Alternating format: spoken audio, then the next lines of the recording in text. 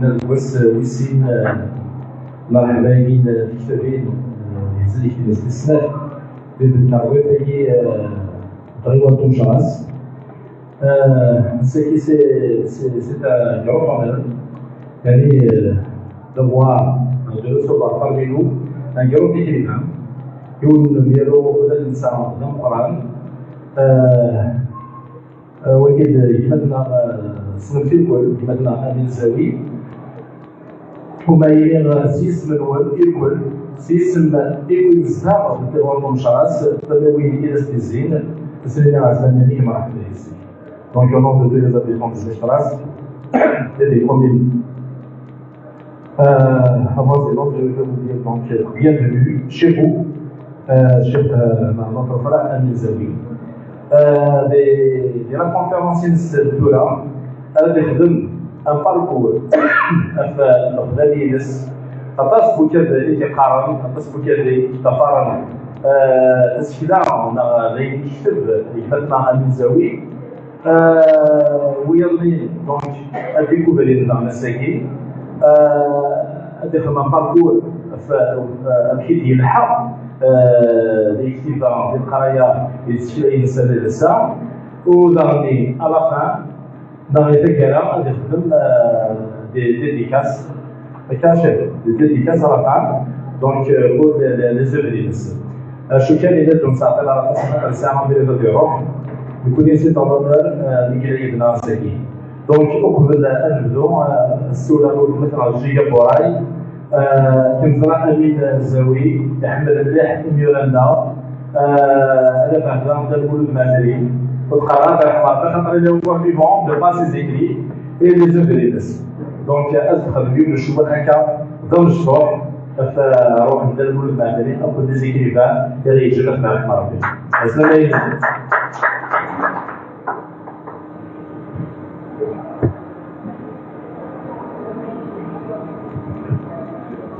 الزملاء مرحبا بكم صباح الخير لازال غير لكن سيدي الدول مثلا أمين زاوي مرحبا بالسيدة هذا الدليل تنمية تدرية كل شيء أشياء قاعدين يدبر بخاطر المريض مريضة ويمشينا قدام ويلعبين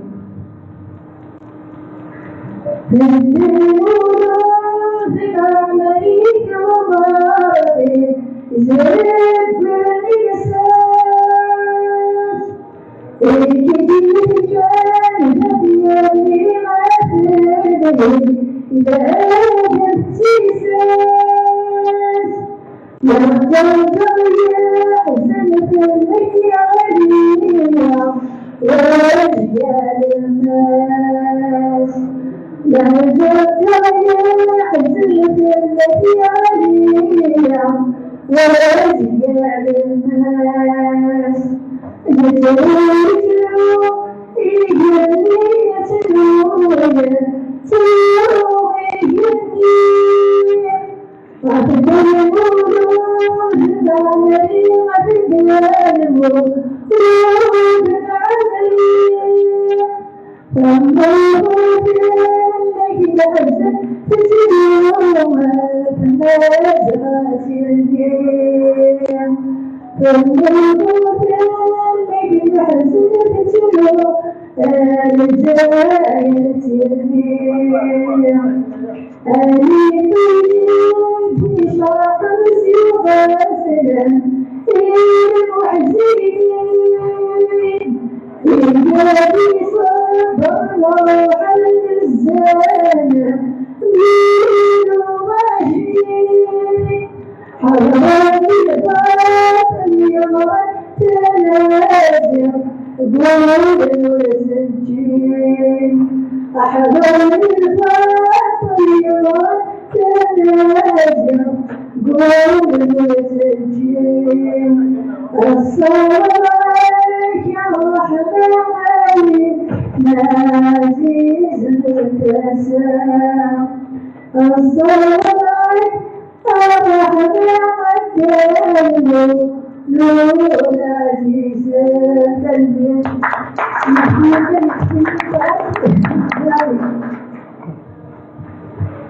تبدأ c'est un cadeau pour vous, cher. Et c'est que pour tous les écrivains de moi, d'El Mouloud Madrid, Nathalie Marjo. الصواب على الشيخ الإمام أمين الزاوي. Merci.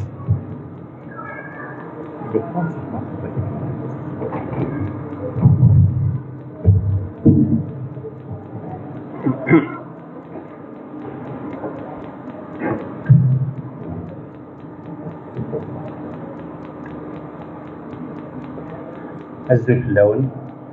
مساء الخير عليكم. D'abord, merci pour l'invitation. Merci à cette belle commune combattante pour la culture et pour la modernité. Je mets un grand trait sous le mot modernité. D'abord, je vais commencer cette petite conférence par en revenant sur Tachouia, sur Mouloud Mamri, et je vais expliquer la philosophie de la littérature et de la culture. Pour moi, c'est quoi la littérature, c'est quoi la culture? Et je prends cela d'El Mouloud, qui et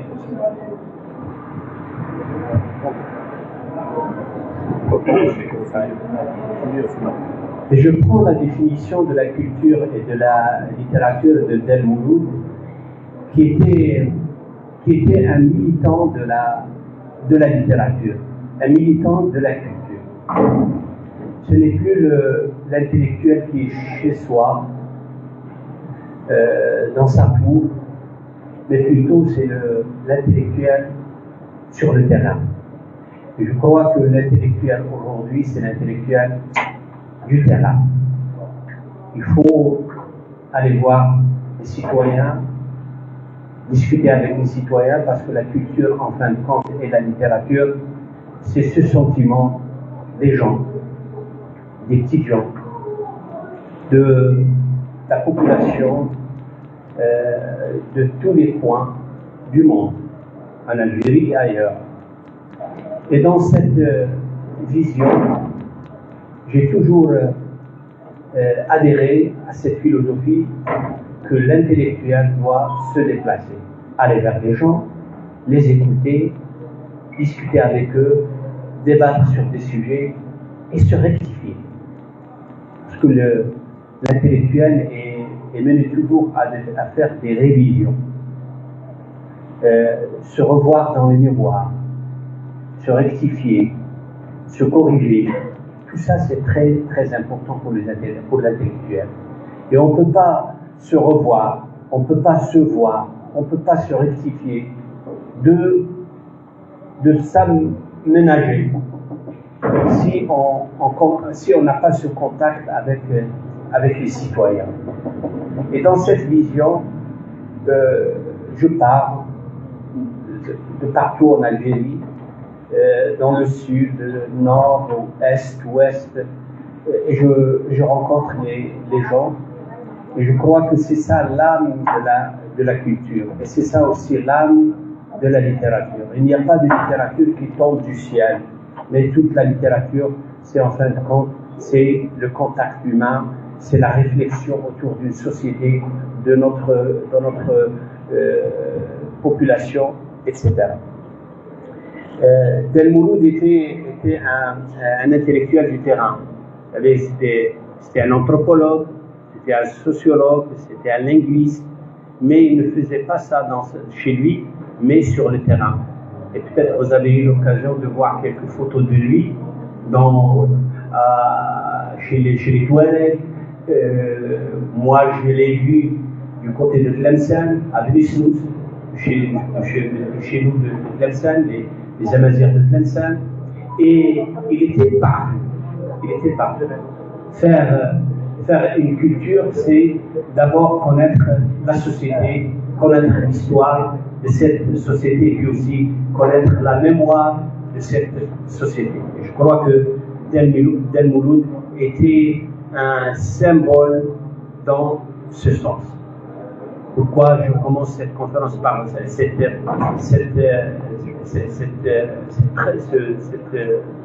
ce commencement? Parce que c'est ça ma vision de la culture et c'est ça aussi ma vision de la littérature. Là, je vais passer à un deuxième axe de ma communication, c'est comment je suis venu à la littérature, comment je suis venu à la culture, comment je suis venu à l'écriture. Et je vais vous raconter l'histoire de ma venue à cette littérature.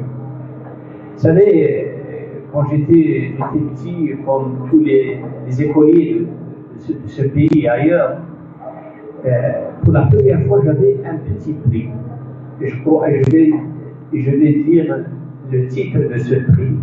Et il y a une génération qui connaît bien le titre.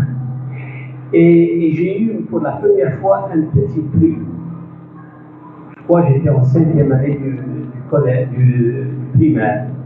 Et j'ai eu mon premier prix, c'était La chèvre de M. Seguin. Un petit livre, La chèvre de M. Seguin. Une génération qui connaît bien ce fameux livre, et puis aussi cette belle histoire. Et j'ai eu ce premier prix qui était La chèvre de M. Seguin. Et je l'ai pris, c'était la fin de l'année, je l'ai pris chez moi à la maison. Et puis c'était les vacances de l'été, je l'ai lu, je l'ai relu. Je n'ai pas aimé ce livre. Je ne l'ai pas aimé. Et quand je suis rentré, c'était la rentrée suivante, je suis parti voir le maître qui m'a donné ce prix. Et je lui ai dit, mais c'est quoi? Qu'est-ce que vous m'avez donné? Vous m'avez donné un livre sur l'histoire d'une chèvre et d'un loup, etc. Et moi, j'avais la tête remplie des contes berbères, des contes méditerranéens. Vous savez, on a Bgartlitana, on a Kidish, on a ce grand patrimoine de contes populaires. C'était ma mère qui me racontait ces histoires. Et ma mère était une belle femme, et puis était une femme amazigh qui parlait un arabe cassé. Mon père était un arabisant dur et sûr. Était un littérateur, un lettré. Et quand je lui dis que c'était pas pour moi, c'était pas une surprise. Je pensais que les livres c'est autre chose. Ce n'est pas raconter l'histoire d'un loup et d'une chèvre. Et ce qu'il m'a dit, il m'a dit que, vous savez, c'est un livre d'un grand écrivain français, un classique. Moi, je ne savais même pas que ça veut dire un classique et un grand écrivain. Il m'a dit, c'est l'écrivain, il s'appelle Alphonse Daudet. C'est quoi, Alphonse Daudet? Mais je rentre chez moi et je vous assure, je rentre chez moi et je me suis dit, si le maître a raison, toujours le maître a raison, si le maître a dit que c'est Alphonse Daudet est un grand écrivain, un grand classique de la littérature universelle, de la littérature française, c'est juste, c'est vrai. Mais je me suis dit, si ce monsieur a raconté l'histoire d'un loup et d'une chèvre, il est devenu un grand écrivain, ma mère aussi est une grande écrivaine. Et à ce moment, j'ai commencé à réfléchir aux contes de ma mère. Et je me suis dit, je vais reprendre les contes de ma mère. Et j'aimerais devenir l'écrivain de ma mère. À ce moment-là, je crois que le grain de l'écriture a commencé. C'est-à-dire devenir l'écrivain de ma mère. je n'ai jamais pensé être un écrivain public ou l'écrivain d'un lecteur imaginé. Mais j'ai toujours été, j'ai toujours, et jusqu'à maintenant, la voix de ma mère me contait ou me contant les histoires jusqu'à maintenant. Quand j'écris un roman ou une nouvelle ou une histoire ou un conte, c'est ma mère, je sens que c'est ma mère qui me dictait, qui me contait, qui me racontait ce que je suis en train d'écrire. Et depuis, j'ai été et je le suis toujours l'écrivain de ma mère. Voilà un petit peu le déclic de l'écriture. Mais on avait autour de nous aussi, on avait la famille qui nous aidait, nous accompagnait. On avait des maîtres. L'école, c'était pas l'école d'aujourd'hui, malheureusement. Mais on avait des maîtres qui nous accompagnaient dans la lecture. On avait des belles bibliothèques communales, des belles bibliothèques, bien documentées, où il y avait des livres classiques, des livres modernes, etc. Et on était une génération qui a baigné, vraiment qui a baigné dans la culture et dans la littérature. Bien sûr, c'était pas facile. Moi je suis d'une famille, j'allais dire, pauvre, moyenne, mais on a souffert sur le plan social, mais on était en quelque sorte heureux dans ce contexte culturel et littéraire. En arrivant au collège, dont j'étais le interne, et vous savez, l'internat c'est un peu serré. On sortait à l'époque uniquement l'après-midi du dimanche. C'était le week-end, c'était le samedi dimanche. On sortait uniquement l'après-midi du dimanche. Je passais dans les kiosques, je cherchais un petit peu ce que je pouvais acheter comme magazine, comme revue. Et un jour, je tombe sur une revue qui s'appelle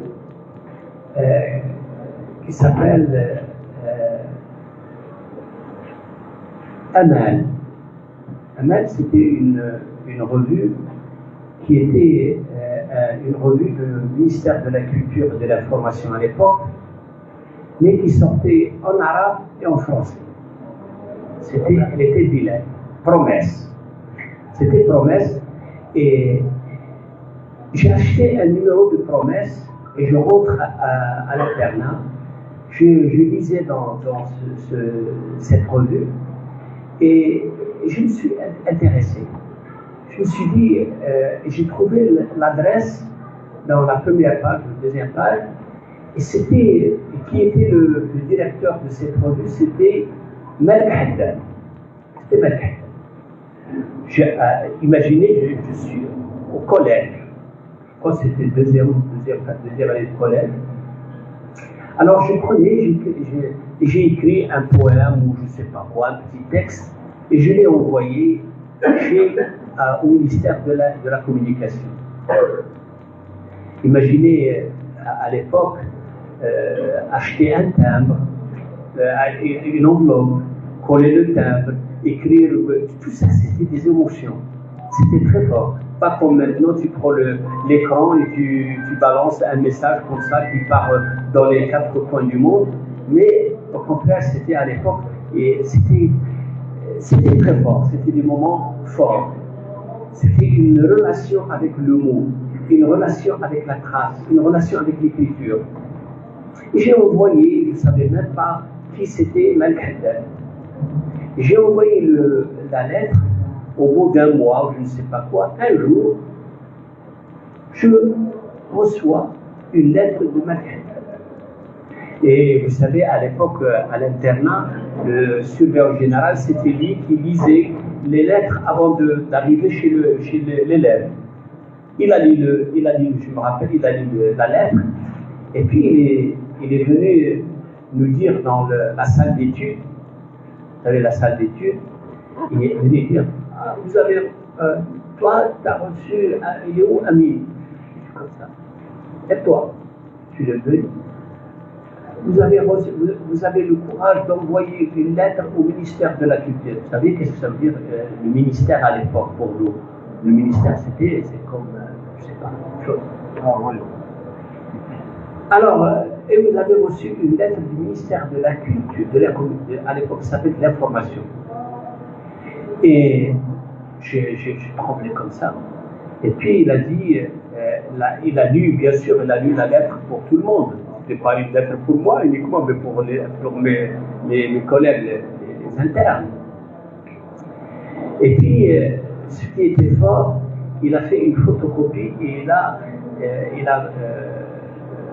affiché sur le tableau d'affichage du collège, et pour dire qu'est-ce qu'il y avait dans la lettre de Malik Haddad, un petit paragraphe où il dit je t'encourage de continuer à lire et à écrire.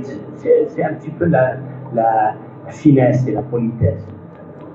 Mais maintenant, quand je revois ce rapport entre Malik Haddad et un élève de CEM à Tlemcen, je me suis dit, regarde comment les grands respectent les petits. J'étais même pas petit, j'étais petit d'âge. Les grands respectaient peut-être les grains de la littérature, je ne sais pas quoi. Un directeur central du ministère, rédacteur en chef d'une revue, qui envoie une lettre à un élève dans le fond de l'Algérie. Mais j'étais content, j'étais très content. Et peut-être après ma mère, c'est Malik Haddad qui m'a poussé, cette lettre qui m'a poussé vers l'écriture, vers la lecture d'abord. Et on avait au lycée, au collège, on avait un surveillant général qui s'appelait Omar Dib, qui était le cousin de Mohamed Dib. Le cousin de Mohamed Dib, qui était un intellectuel. D'ailleurs, il a fait lui aussi des livres sur la culture populaire, etc. Il était très sévère. Mais il avait un sentiment que j'étais un peu doué dans la culture, dans la littérature, dans l'écriture, etc. Il me laissait sortir le mardi et le jeudi, je crois, pour aller ramener des livres de la bibliothèque communale de Tlemcen. Et même, et ça aussi c'est très important, même les responsables de la bibliothèque étaient aussi impliqués dans la littérature. Quand tu rentres dans une bibliothèque communale, tu vas être reçu par des gens qui connaissent le fond de la bibliothèque. Ils pouvaient vous proposer un livre. Si vous cherchez un titre, il n'y a pas le titre, il peut vous donner un autre qui est semblable ou qui est proche, etc. C'était ça aussi l'accompagnement d'un écrivain. Et après j'ai commencé un petit peu mes premiers pas dans l'écriture et dans la littérature. Et je rentre à l'université et vous savez, il y avait un concours organisé par le ministère de l'Enseignement supérieur, de la Nouvelle. J'ai envoyé une nouvelle et j'ai eu le premier prix de la Nouvelle. Mais c'est pas une question du prix. Mais qui était derrière ce prix? Il y avait un grand monsieur. C'était Mustafa Kateb. Mustafa Kateb, le grand dramaturge. C'est le cousin de Katbessi. Et c'était lui, le directeur central du ministère de l'Enseignement supérieur, qui était chargé de ce qu'on appelait les activités culturelles et scientifiques du ministère de l'Enseignement supérieur. Et cette direction était comme un deuxième ministre, un ministère de la culture. Entre parenthèses, un jour, Boumediene était dans le conseil de ministres. Et il y avait Taleb Ibrahimi qui était à l'époque ministre de la culture. Et Boumediene a regardé Talb Ibrahimi comme ça, il lui a dit, je crois qu'en Algérie, il y a deux ministères de la culture. Un ministère de la culture de l'enseignement supérieur, c'est-à-dire Moustapha Kateb, et le ministère de la culture qui était chapeauté par Ahmed Talb Ibrahimi.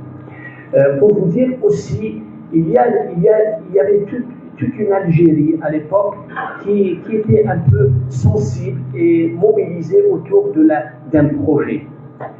Nous sommes peut-être une génération qui avait le rêve. Nous rêvons. Nous rêvons. On a une génération du rêve. Et on rêvait la justice, le socialisme, l'égalité, la démocratie, la libération de l'Afrique, tout ça c'était du rêve. On avait beaucoup de livres, on lisait beaucoup. Et si j'avais l'occasion de croiser indirectement Malik Haddad et puis Moustapha Kateb, mais aussi j'ai connu un grand géant de la littérature qui était Kateb Yassine.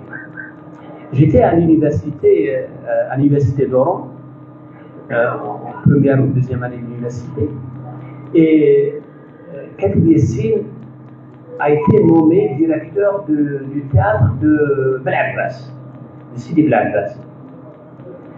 Et je me suis dit, je vais faire un entretien avec Kateb Yassine. Bien sûr, j'ai bien préparé. Il n'y avait ni Internet à l'époque, ni voilà. Il faut lire, il faut chercher, etc. J'ai préparé l'entretien et je suis parti, imaginez un étudiant de première ou deuxième année. Et je collaborais à l'époque avec le journal La République. Je partais voir Kateb Yassine, il habitait à Ténéra. Ténéra, c'est un petit village, une vingtaine de kilomètres de Sidi Ben Abbas. J'arrive, il m'a reçu, c'était le printemps, c'était le mois d'avril, je crois. Il m'a offert un petit café sur le trottoir. Et son fils, Amazir, à l'époque, était un petit enfant, je crois qu'il avait 5 ans, 6 ans autour de ça. Et on a parlé, j'ai fait l'entretien. Je crois aussi que Kateb Yassine m'a donné une idée aussi de l'intellectuel. Je me suis dit, Kateb Yassine, le grand Kateb Yassine de Nejma, vous savez, il était aussi invité d'Apostrophe. On vient de perdre Ben Arkivo, qui a reçu pas mal d'écrivains maghrébins et africains, y compris Ben Haddad, parlait de Nejma. Il faut revoir, je vous invite à revoir cette émission avec Kateb Yassine sur Nejma. Comment Kateb Yassine parlait un français correct, un français de dictionnaire, fier de son texte, mais aussi en même temps il est un peu timide, plein d'énergie. Et je crois aussi Kateb Yassine m'a, c'est pas lui directement, mais le portrait de Kateb Yassine. Imaginez Kateb Yassine dans un petit village de Ténéra. À l'époque, je lui demande, je crois, dans l'entretien est publié. Je lui ai demandé, mais pourquoi vous êtes ici, à Ténéra? Il m'a dit, il voulait m'exiler, m'expulser d'Alger, mais c'est eux qui sont exilés à Alger. Pour vous dire que l'intellectuel trouvera toujours sa place quand il est sérieux, quand il est transparent, quand il a sa conviction, et quand il a sa vision politique, sa vision de la chose culturelle, de l'histoire, du combat. Et Kateb Yassine était le cas. Je crois que le portrait de Kateb Yassine devant moi m'a bouleversé aussi. Mais un jour, c'était en 89, j'étais invité dans un colloque à Oujda, au Maroc, à l'université d'Oujda. J'étais à l'époque maître assistant à l'université d'Oran, dans le département de traduction, interprétariat traduction.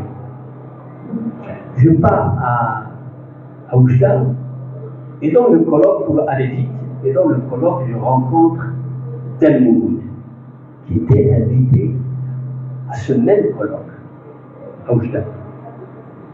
Et je vois, j'avais déjà lu ce qu'a écrit William Amri en roman, théâtre, etc.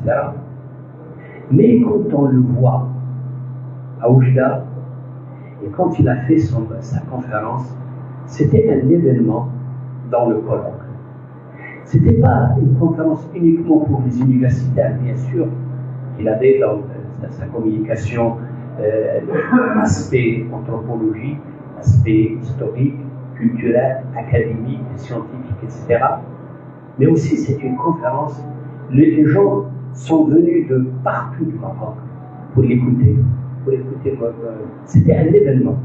C'était un événement hors l'événement du colloque.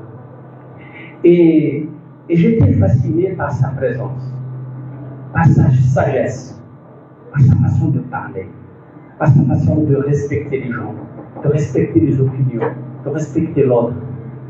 Et j'avais l'honneur, vraiment l'honneur, d'être invité avec lui, à côté de lui, dans une émission où il était invité, mais c'était une émission en arabe.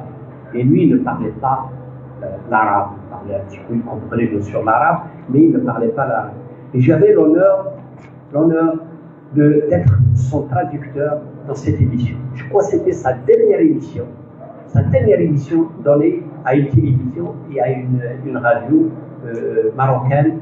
C'était moi le traducteur de Mouloud Mamri. Et avant de sortir, avant de quitter, je me rappelle le dernier jour qu'on a pris le déjeuner ensemble dans le même hôtel, à une petite terrasse. Et lui, il est rentré à Alger. Et moi, j'ai continué, je suis parti à Melilla, à Ceuta, etc. pour 2-3 jours, 2 jours. J'ai passé une nuit. Et en rentrant, je me rappelle quand je suis arrivé à Oran, je vous jure, je suis arrivé, je suis rentré chez moi, et c'était des informations de 20 heures. J'étais de 20 heures. Et je rentre, je ne me suis même pas assis. Je regardais comme ça la télévision, et la présentatrice du JT a dit اليوم والبارحة فقدنا كاتب كبير مولود معمري etc. Je me suis dit mais c'est quoi? Et jusqu'à maintenant je garde une sous-chemise où il m'a écrit son numéro de téléphone et on devait se rencontrer à Alger après une semaine, 2 semaines. Il m'a dit vous m'appelez et on peut se voir. À l'époque, je faisais, je produisais, je présentais une émission à la télévision algérienne qui s'appelait Aquas, parenthèse. Et je voulais l'inviter, il était très content. J'ai invité dans cette émission Tahjaoud, Rachid Mimouni, Arkoun, et il y a beaucoup de noms, Adonis, etc., Jebaldin Benchir, etc., etc. Et je lui ai dit, j'aimerais bien vous inviter dans mon émission. Il m'a dit, il n'y a aucun problème. Vous m'appelez à Alger, on peut se voir. Le destin a voulu autre chose. Il est décédé en rentrant sur Alger, du côté de Ain Defla. Et je me suis dit, je lui ai promis de faire une émission avec lui, et je vais faire un livre. Et j'ai fait un livre, j'ai fait sortir un livre sur Mouloud Mamri, Eternal Mamri, chez Tafat, voilà, il y a un exemplaire là. Et ça, c'était en quelque sorte, j'ai donné le mot, et je l'ai réalisé en tant que livre. C'est vrai, j'ai fait une émission sur lui, il n'est pas présent, avec, il y avait comme invité Abdeslam Abdelnour et d'autres intellectuels, Bougarmour, Malik Bougarmour et d'autres, où j'ai fait une émission sur lui après ça. C'était en 94. Je me rappelle, je venais, je venais d'Alger, vous savez, en 94, comment la situation était. Et je suis parti jusqu'à Tilni,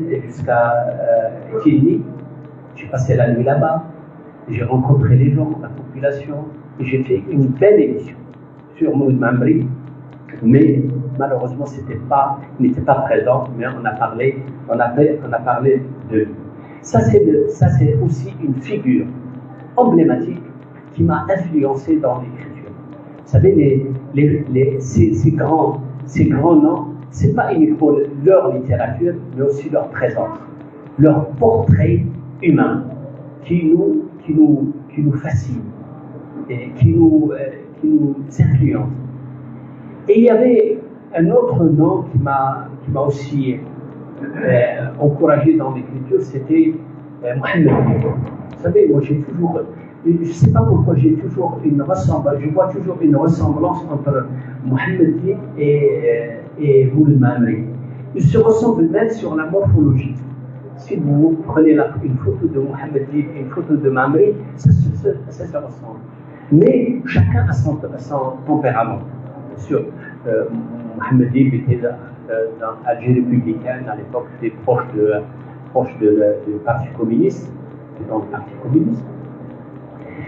Mohamed Dib, je l'ai connu en 82, 83, je crois, autour de ça.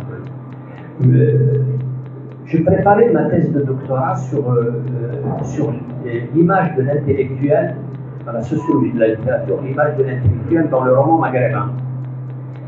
Et je travaillais sur un roman de Mohamed Dib qui est intitulé Abel.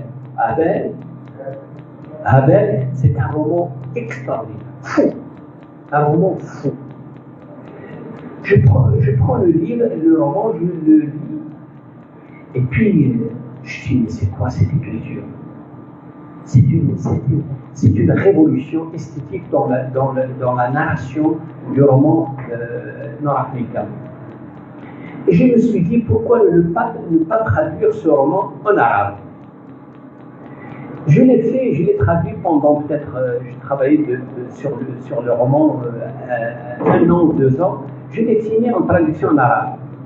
Et je rencontre Mohamed Dib à Paris. Je lui dis, je me rappelle, j'ai traduit le roman de Abel en arabe. Je n'avais même pas l'intention de le publier. Et je me suis dit, pourquoi ne pas partager ce roman avec le lecteur arabophone? Et Mohamed Dib m'a dit un mot, m'a dit, est-ce que le livre est traduisible en arabe? Est-ce que c'est-à-dire on peut faire ce texte en arabe? Je lui dis, toutes les langues sont belles, et toutes les langues sont grandes. Et j'ai vérifié ce que j'ai dit à Mohamed Dib.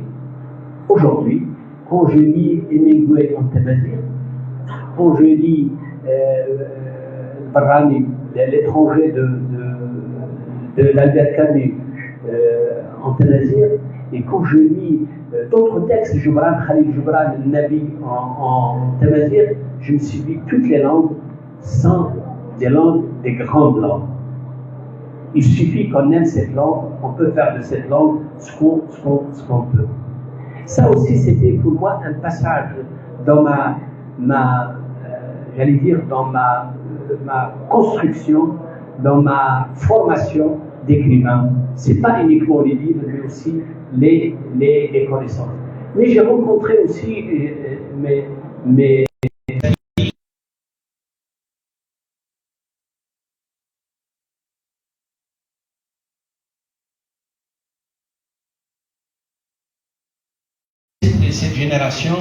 cette génération qui a changé un petit peu l'écriture, qui a changé le style, qui a changé les problématiques. Avec Rachid Bouchra, on va trouver les tabous, la femme, etc., la psychanalyse. Et avec Tahar Jaout, on va trouver un écrivain qui creuse dans l'histoire, qui a une sensibilité humaine extraordinaire, poète, romancier, journaliste, un militant. tout ça, on va le trouver dans ces textes, mais aussi rencontrer ces gens, c'est une grande leçon. Et je crois, et je vais finir là, je crois que depuis ma mère, depuis les contes de ma mère, jusqu'à Tahar Jaout et Rachid Mimouni, c'était l'école qui m'a construit, qui m'a façonné dans l'écriture et aussi dans le combat de la culture et de la littérature. Je vous remercie pour votre présence.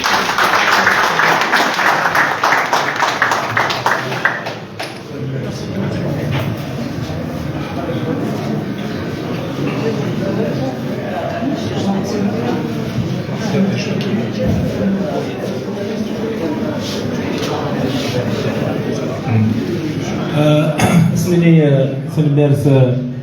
في الفواياج كي فاسينون كنت نخدم ميرون اخرى امين زاوي ثورا خاصك يسايا بريد ثورا تعطي يعرف غير تتفطس ذيك خاطر يسايا بريد غادي يروح ان شاء الله غادي يروح الخير الديوان بخير بين وين يساعدنا كي استقسي استدف كيف مثلا امين زاوي غادي يروح اروح مثلا شفت كان يولوا بلدنا من بعد وجد هذا وين اظفر سنه وليت هذا وين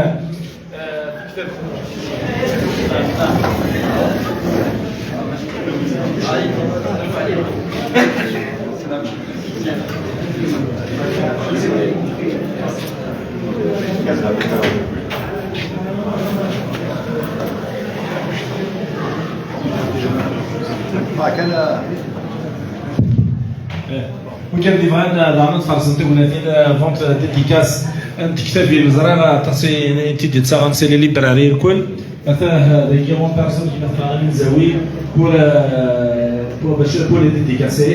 Donc ça va être à la fin. Donc أسامينك إيماننا. السؤال اسمه مانويل سمعت زاوي. Juste, vous avez parlé de l'intellectuel, il y a un peu plus de 40 ans, donc c'était dès le début des années 80, Rachid Mimouni donnait la définition, je cite, de l'intellectuel comme éveilleur de conscience et guetteur de tous les dangers d'une société. Est-ce que cette définition lui sied aujourd'hui? Est-ce que lui convient aujourd'hui, l'intellectuel? La définition qu'il donnait de Rachid Mimouni un peu plus il y a 40 ans. Merci.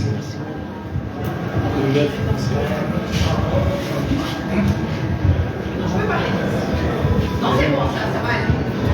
D'accord, d'accord. Je connais ce mot aujourd'hui. D'abord, je ne suis pas d'accord avec le fait que c'est pas vrai. On a pris le temps d'écouter M. Amin Zawi, donc on est là. Non, non. Vous êtes d'accord? Voilà. Vous avez eu la chance de rencontrer les grands de la littérature algérienne. Vous dites avoir été subjugué par la réponse de Malek Hadid. J'aimerais savoir, est-ce que vous, j'imagine que vous recevez aussi des gens qui vous écrivent, et j'aimerais savoir, est-ce que vous leur répondez? La deuxième question, nous savez très bien que la littérature est le parent pauvre de la culture. J'aimerais savoir quel est le rôle des intellectuels en ce moment de disette culturelle, des salons qui sont reportés, des salons qui sont annulés, et j'aimerais savoir que doivent faire les intellectuels pour que ce diktat cesse. Et je vous remercie. Merci.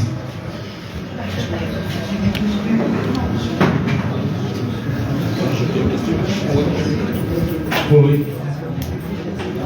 Oui.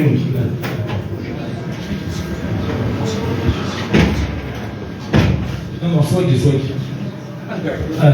pas besoin de dire, on a celui de chance qui Alors, je me présente, Abdelrahman Arab,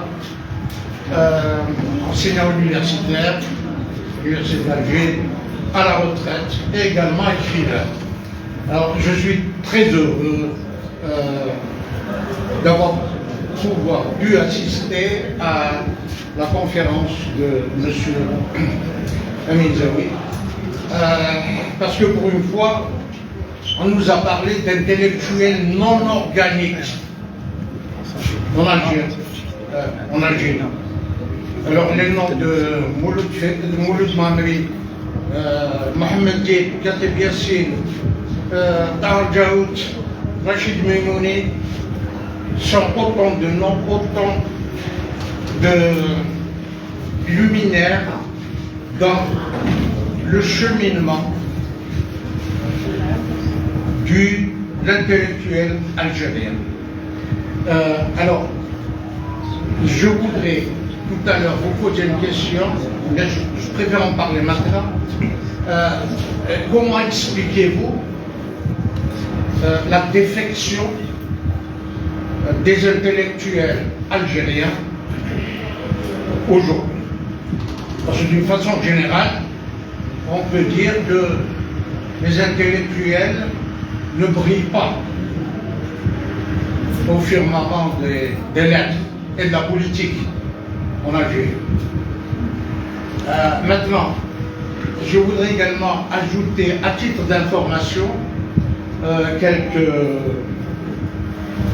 anecdotes. Vous disiez tout à l'heure, si je me rappelle bien, que la littérature ne tombe pas du ciel. Oh non, elle ne tombe pas du ciel. Il faut tuer son héros pour produire quelque chose qui puisse avoir un effet sur un lecteur et faire en sorte que l'on partage cette humanité avec ses lecteurs. Donc, vous disiez cela, et Maître Haddad nous l'a dit lui-même, il n'y a pas d'écrivain du dimanche. Je me rappelle très bien, il m'avait dit ça, alors j'ai sauté à autre chose, à la revue Promesse, la revue ML. Je vous dis ça parce que j'ai été l'un des récipiendaires du concours du prix Reda Koukou de la Nouvelle.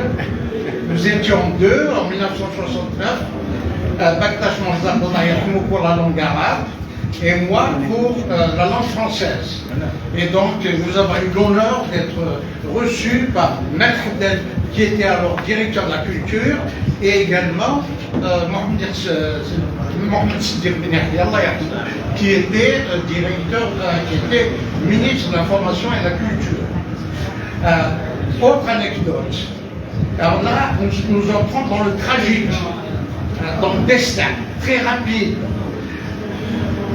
Vous avez rencontré Mouloud Mamri à Oujda. Je l'ai rencontré à l'agence d'Air Algérie avant qu'il ne parte avec Oujda. Il devait partir en avion. Mais il est venu en voiture. Et ensuite, il est parti en voiture. Ouais. Ensuite, lorsqu'il est arrivé à Oujda, il y a un ami commun qui enseignait au département d'anglais à l'université d'Alger, Eric Sally, un Américain. Il m'a raconté ceci. Il m'a dit, je lui ai dit, mais qu'est-ce qui t'a pris à ton âge de venir en voiture d'Alger jusqu'à Oujda? J'ai un billet supplémentaire, tu vas rentrer par avion, tu laisses ta voiture à l'un des jeunes assistants algériens, il va la rentrer à Alger. Il n'a pas voulu. Il n'a pas voulu. Donc voilà, c'était le destin. C'est le destin. Je vous remercie. C'est merci. الذكاء تميز الانتلكتويال دونك كان يونس سي باش نجاري مثلا امين زوال ديال الكونغريكا وي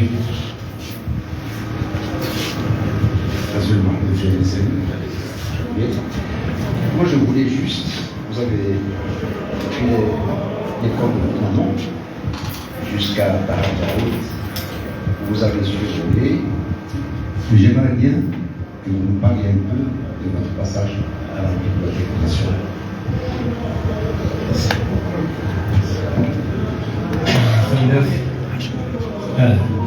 لأنه مشى شغلي d'accord.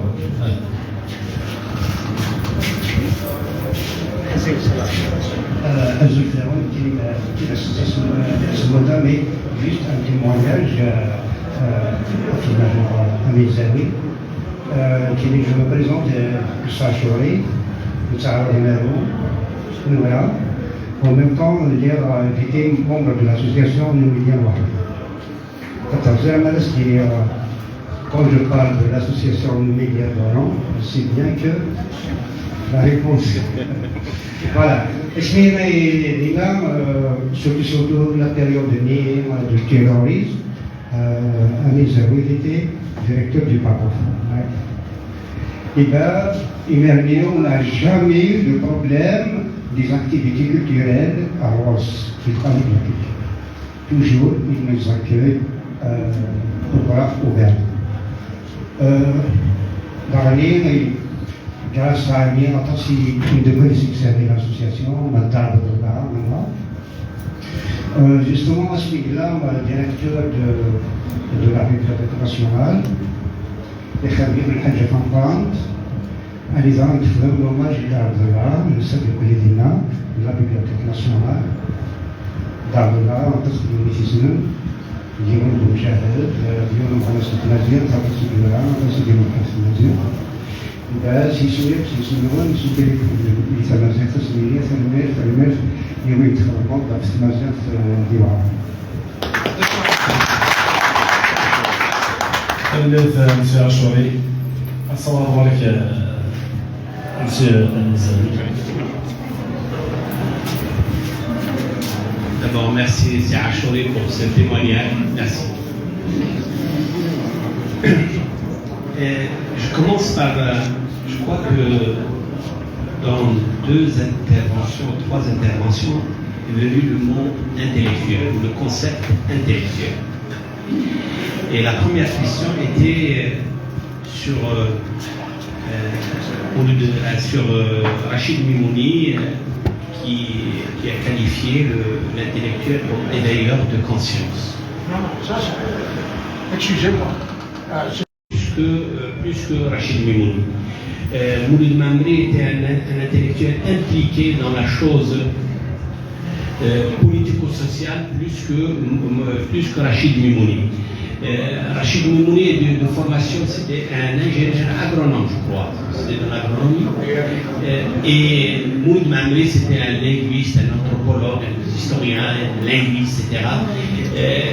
Il était plutôt plus engagé dans la société et dans l'histoire. Dire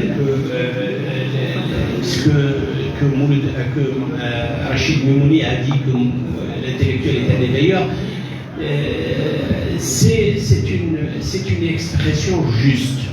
Je crois que l'intellectuel est un visionnaire, est un prophétique.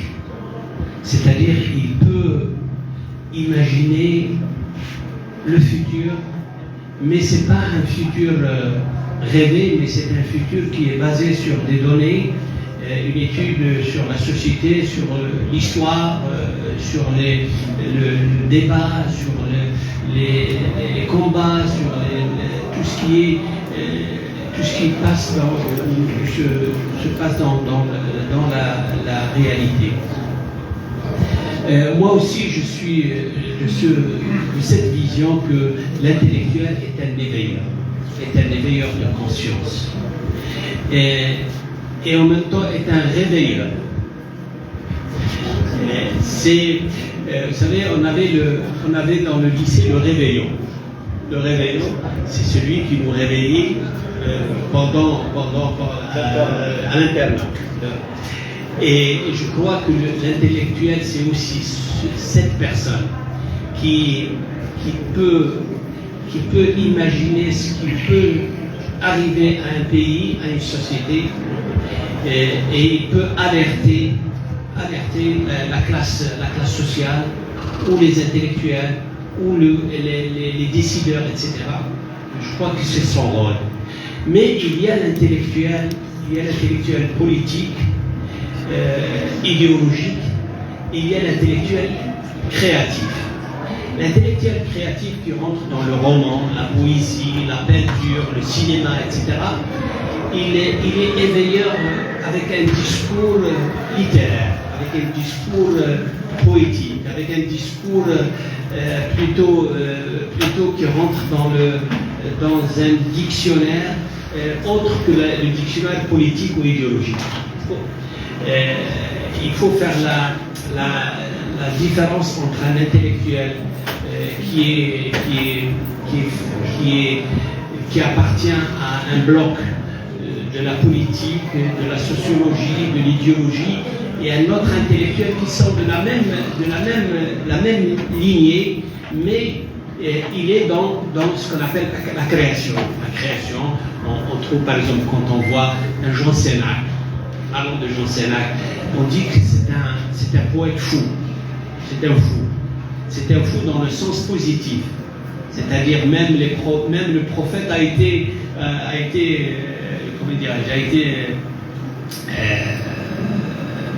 on a dit de lui que c'était un fou, même le prophète. Le mot fou, c'est pas négatif dans la création, mais plutôt c'est une prophétie, c'est un visionnaire qui a une sensibilité plus que les autres.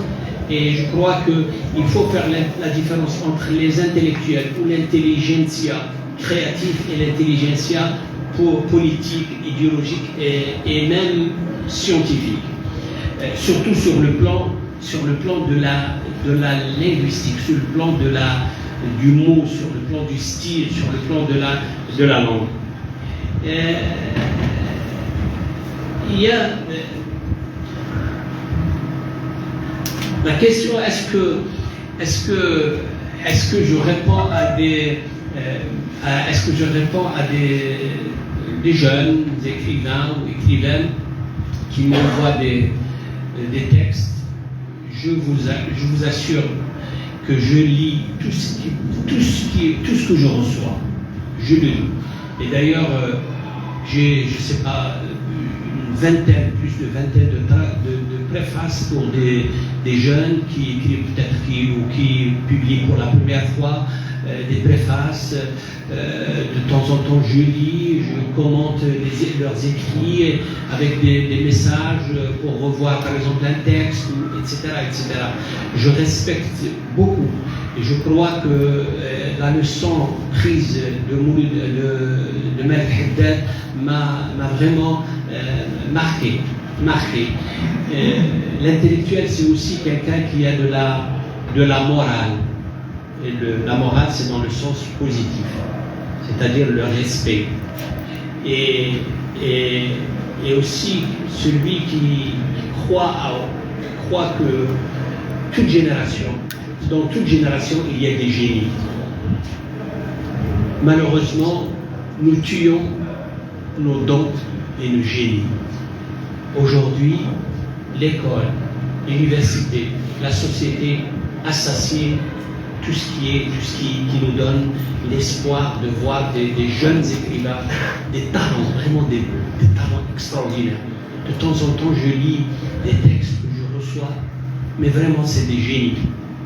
Il faut juste un accompagnement, un encadrement, et je crois qu'on peut donner des écrivains à la taille de Mamri, de Dib, de Katbiassi, etc.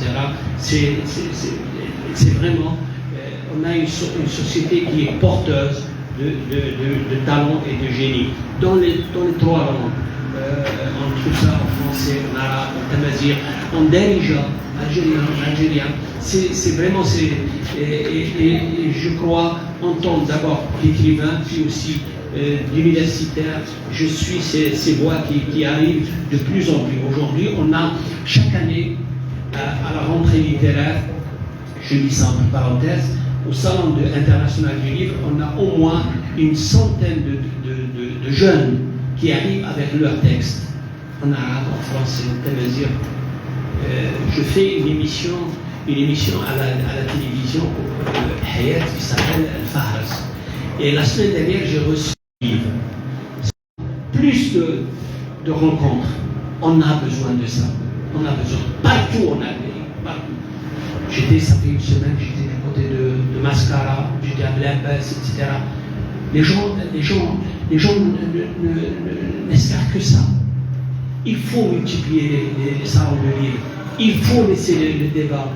Et je crois que si on veut faire une Algérie plurielle et ouverte, c'est par la culture. Seule la culture libre, qui peut être le ciment de cette société, de notre pays.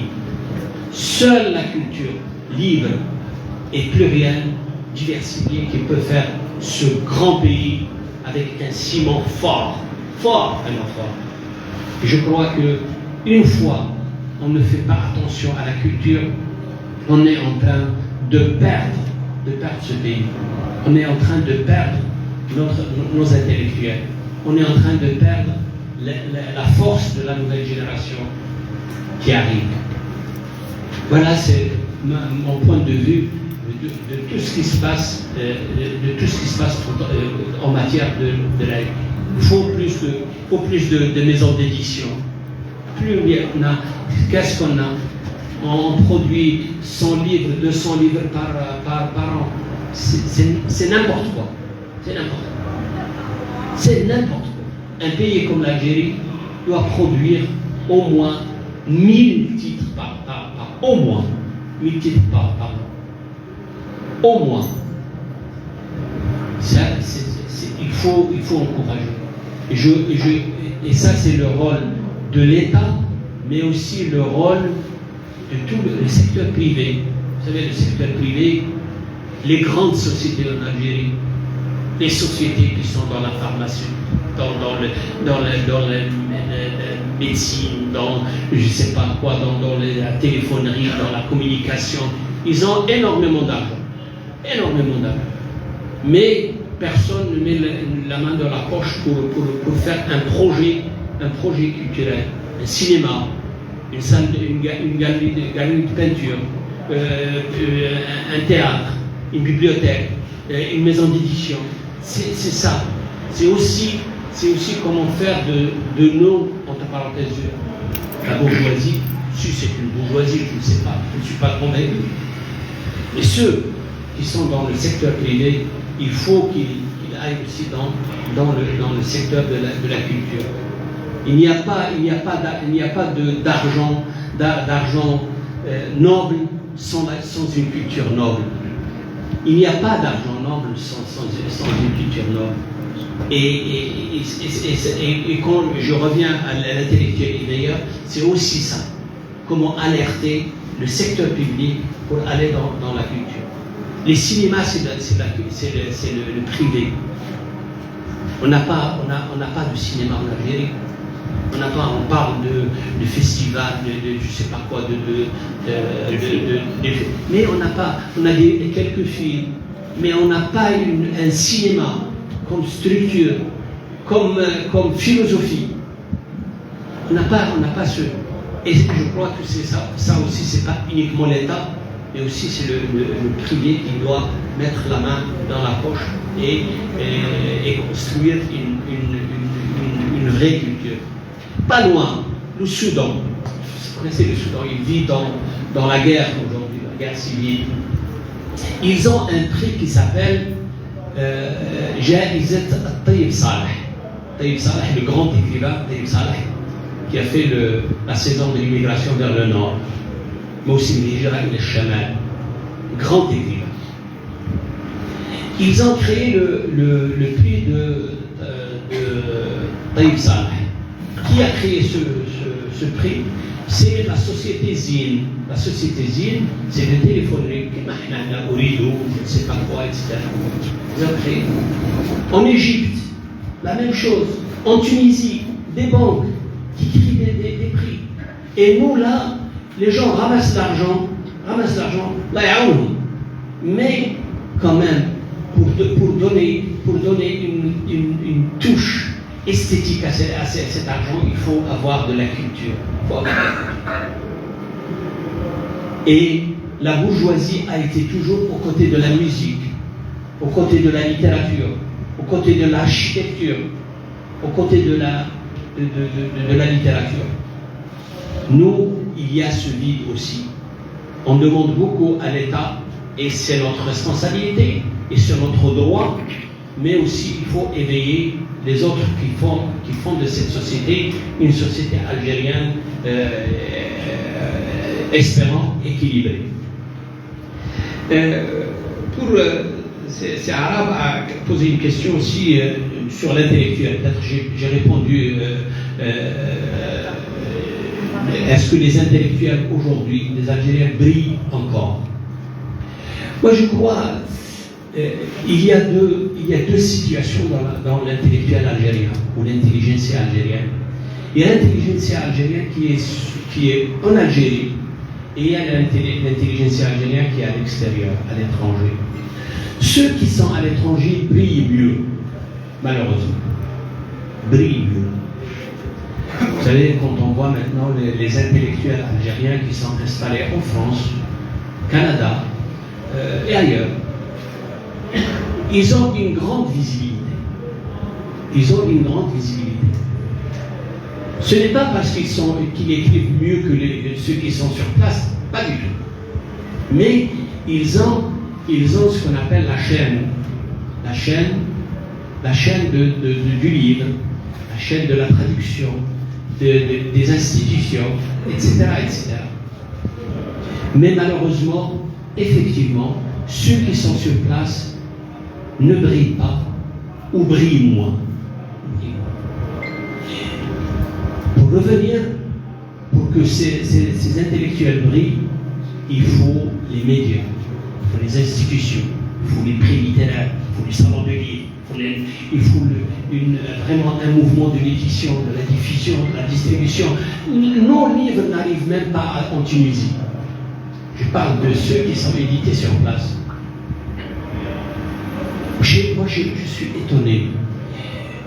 Je vois des éditeurs syriens. Vous savez la situation en Syrie, comment elle est. Des éditeurs qui arrivent là, juste à côté de nous, en Tunisie. En Tunisie, les salons de livres, ils ramènent les livres de Damas ou de l'Adekia. Des livres qui sont extraordinaires sur le plan de la fabrication. Ils vendent, ils rentrent chez eux, ils n'ont même pas l'avion, même pas l'avion qui arrive jusqu'à Damas. Ils partent vers le Liban, vers je ne sais pas, le Chypre. Ils arrivent de là-bas. C'est incroyable. Et nous, de Casbah Édition, ou Barzakh, ou je ne sais pas quoi, le Deliman, etc., on n'a pas la force et on n'a pas l'idée de partir en Tunisie. Il y a, je sais qu'il y a beaucoup de lois sur la douane, les banques, arsenal de lois qui freinent la présentation de notre livre ou l'expédition de notre livre vers l'étranger. Je n'ai jamais vu un grand éditeur algérien installé par exemple dans un salon à Tunis ou ailleurs et qui vend les livres et fait rentrer de l'argent. Vous savez, le livre c'est aussi un investissement, c'est une économie. Je vais vous donner un exemple. On a une nouvelle écrivaine, âgée de 22 ans, 23 ans, qui s'appelle Sarah Rivers. On peut juger on peut en dire sur son style, sur son écriture, mais il y a une tendance qui s'appelle aujourd'hui romance. Cette écrivaine qui vit à Alger vend des centaines de milliers, pour ne pas dire des millions d'exemplaires dans le monde. Mais c'est un investissement. Mais ce n'est pas l'Algérie qui en profite. Ce n'est pas le marché algérien qui profite. C'est les autres. C'est les autres. Le livre n'est pas uniquement, mais il n'est pas uniquement de la culture, certes, de la conscience, certes, de la politisation, certes, etc. Mais aussi c'est un investissement économique. On n'est pas arrivé jusqu'ici. Il y a une petite question qui m'a demandé de parler un petit peu de mon passage à la BN, à la Bibliothèque nationale. Moi, j'aime le livre. Et quand j'ai été directeur général de la Bibliothèque nationale, je me suis trouvé dans mon bain. Je vous jure, de temps en temps, à minuit, 11h du matin, 11h du soir, je monte dans les réserves de la bibliothèque. Et la bibliothèque avait un rayonnage de 104 km de rayonnage. Et je me tiens debout comme ça entre les rayonnages pleins de livres. Et j'entendais les voix des écrivains. Effectivement, j'entendais les voix. Dans les réserves, il y a les voix des écrivains. Il n'y a pas uniquement les livres. Et j'étais hanté par ces voix. J'entendais la voix peut-être de Balzac, de Mallarmé, de Najib Mahfoud, de Hemingway, etc. C'était des voix. J'aimais cette institution. Et j'ai travaillé cette institution, bien sûr, en tant qu'académicien, mais aussi en tant que créateur. Donc, en tant que quelqu'un qui est sensible à la chose libre. Et dans cette bibliothèque, lors de mon passage, je vais vous donner juste un exemple. J'ai créé une rencontre autour d'un livre, rendez-vous autour d'un livre. C'était chaque fois, on prend un livre en arabe, puis un livre en tamazigh, puis un livre en français. Au début, les francophones venaient tout seuls, les arabophones ils jouaient hidhom, et les amazighophones ils jouaient hidhom. C'était un système maintenant qui chapeautait le côté amazigh, il y a un arabophone qui chante, etc. Mais au bout, je vous jure, au bout de 6 mois, un peu moins, 6 mois, 7 mois, les gens arrivaient pour écouter. Le livre présenté en kabylie, le livre présenté en arabe, en français, et le débat était pluriel. Et je crois que c'est ça la force de l'Algérie. L'Algérie ne peut être plurielle, ne peut être que diversifiée, ne peut être que comme ça. Et forte quand il était comme ça.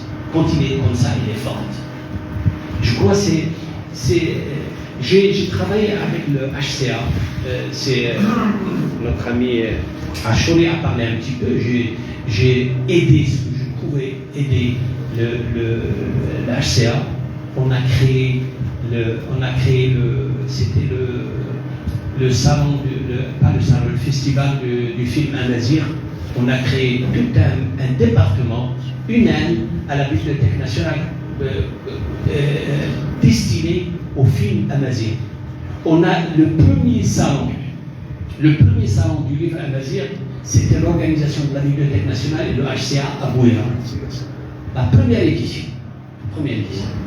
Et on a travaillé aussi pour la promotion du livre en arabe, magnifiquement, le livre en francophone. On a organisé la première rencontre sur Jean Amrouche avec notre ami, d'ailleurs son fils est venu, et Tessadit Yassine et les autres. C'est la première fois que l'Algérie a organisé un colloque sur Jean Amrouche. La première exposition sur Jean Sénac, le fond de Jean Sénac en Algérie, c'était à la Bibliothèque nationale. On a fait ça, et puis il y avait une presse internationale qui est venue pour couvrir le fond de Jean Sénac de la Bibliothèque nationale, qui était chapeauté par un spécialiste de Jean Amrouche, de Jean Sénac, c'est Nasser Khouja. Nasser Khouja, avec Bouzid Khlili qui est là, ils étaient les deux qui ont organisé le fond de la Bibliothèque nationale sur Jean Sénac, avec ses lettres, ses enregistrements audio, ses dédicaces, ses livres dédicacés, etc. C'était extraordinaire. Et je crois que c'est ça le rôle d'une bibliothèque nationale. Le rôle d'une bibliothèque nationale, c'est vrai, c'est comment conserver le patrimoine, comment présenter le patrimoine national, comment le dépôt légal, la conservation des manuscrits, tout ça c'est le quotidien. Et il y a des spécialistes, des ingénieurs, mais aussi à côté de ça, il y a la bibliothèque qui fait son travail d'une institution qui fait présenter la culture, le livre à une société.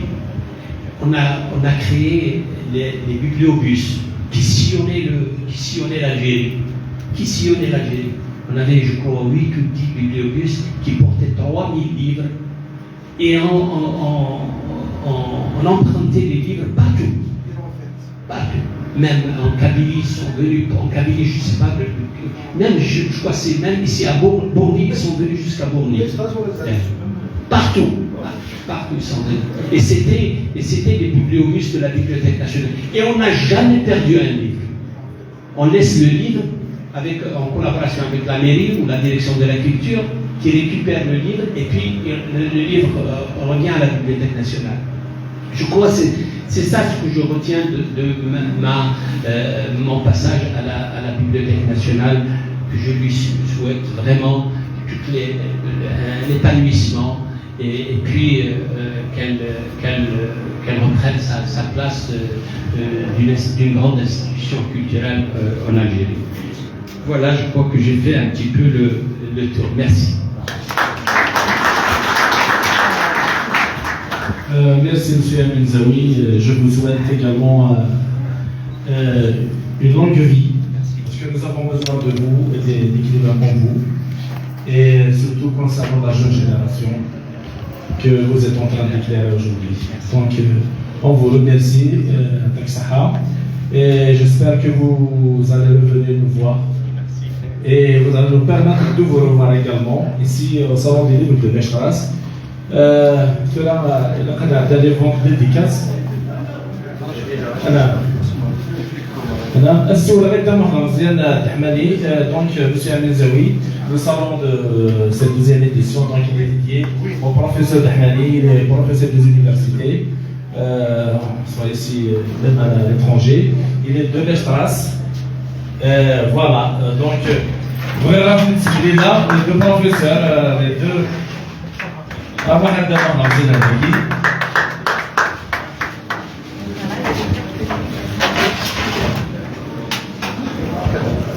أتي accompagné de la vente des casinos. Voilà les belles images inhamel. Sous une condition. La condition avec 2 minutes. Oui. Très bien. Arjou دقيقة. إذا أنا كنا 2 minutes دارنا بين دقيقة. Donc أتمنى صواب عليك الدم. Monsieur Amin Zaoui a parlé tout à l'heure de l'intellectuel. J'imagine tout l'objectif du salon, j'imagine dessiner et découvrir des intellectuels. Alors, puisque l'objet du salon est de découvrir, il faudrait aussi qu'on sache, qu'on comprenne bien ce que c'est l'intellectuel, parce qu'il y a des vrais, il y a des faux intellectuels. D'accord? Alors, l'intellectuel, je le dis rapidement, l'intellectuel, il y a une connotation qui véhicule le mot intelligence. Dans le mot intellectuel, il y a intelligence. D'accord? Alors, l'intelligence, c'est des facultés à comprendre des choses, à les traduire, à les expliquer, à les transmettre de façon à être compris. Donc, l'intellectuel, il simplifie. Il simplifie. Mais aussi, l'intellectuel, qu'est-ce qu'on appelle un intellectuel? C'est celui qui va au-delà de la parole. Dans ce qu'on lit, dans ce qu'on voit, dans ce qu'on comprend, il y a des choses cachées qui ne sont pas perceptibles par tout le monde, qui ne sont pas compréhensibles par tout le monde. Alors l'intellectuel, il a aussi cette charge d'aller au-delà de la parole, chercher le fond. Et puis ce qui préoccupe l'intellectuel, dans le sens intelligent, il cherche à se rapprocher de la vérité. Il travaille sur le sens. pour chaque chose qu'il dit, pour chaque chose qu'il recommande, pour chaque chose qu'il fait, il cherche à se rapprocher de la vérité. Parce qu'il ne faut pas enseigner, disons, avec quelque chose qui est contraire à la vérité, on va induire tout le monde dans l'erreur. Donc on va faire le contraire de ce que doit faire un intellectuel. D'accord? Ça c'est mon explication de l'intellectuel. Maintenant le vrai. Comment distinguer un vrai intellectuel du faux intellectuel? Alors, il y a 4 ou 5 caractéristiques. La première, on va commencer par le faux intellectuel. Parce que tout le monde aujourd'hui, tout le monde en soi, chacun se prétend intellectuel. Tout le monde il se considère intellectuel. À la fin, qui c'est qui n'est pas intellectuel? Ben, l'ex est intellectuel, voilà. Alors, le faux intellectuel, qui est faux intellectuel? D'abord, c'est celui qui prétend enseigner des vérités. Il ne sait pas qu'il n'a pas la vérité, mais il pense que tout ce qu'il dit, il considère que tout ce qu'il dit est vérité. Donc il faut prendre comme ça. Il ne faut pas chercher à comprendre. Tout ce qu'il dit, c'est vérité. Donc il faut prendre comme ça. Courage, on comprend. Ça, c'est le faux. Qui est faux intellectuel? Le faux intellectuel, c'est celui qui n'accepte pas de remarques. Il n'accepte pas qu'on le remette en cause. Ah, il n'accepte pas de critique. Pourquoi? Alors déjà, le fait qu'il n'accepte pas de critique, c'est qu'il ne veut pas se dévoiler. Parce qu'il se dévoile, il va perdre dans la hiérarchie sociale, la hiérarchie des valeurs. Et lui, il prétend être le plus intelligent. Donc il n'accepte pas. D'accord? Et puis le faux intellectuel, d'accord, il n'est pas humble, il n'est pas sain. Alors il cherche toujours, disons, à complexifier, à cacher les choses de telle manière, à noyer la chose qui est simple, il va la noyer pour que les gens, disons, ne cherchent pas à le mettre en cause. Ils se protègent, c'est sa façon de se protéger. Ils ne se dévoilent pas, ils se protègent. D'accord? Donc il y a d'autres qualités, je vais passer. Maintenant je reviens au vrai intellectuel. Le vrai intellectuel, c'est celui qui est à la recherche de la vérité.